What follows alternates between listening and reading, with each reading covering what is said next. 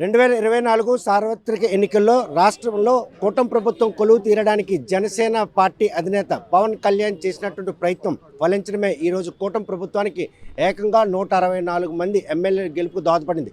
కాకపోతే ఓవైపు పాలన కొనసాగుతూనే పార్టీని కూడాను పటిష్టం చేసేందుకు మాత్రం ఈరోజు సభ్యత్వ నమోదు దిశగా జనసేన సైన్యం మాత్రం ఈరోజు ముందుకెళ్లే పరిస్థితి. చూస్తే మాత్రం ప్రస్తుతం ఉద్యమి జనసేన ఉద్యమి ఆ పేరుతో మాత్రం సభ్యత్వ నమోదు కార్యక్రమం చేస్తున్నారు.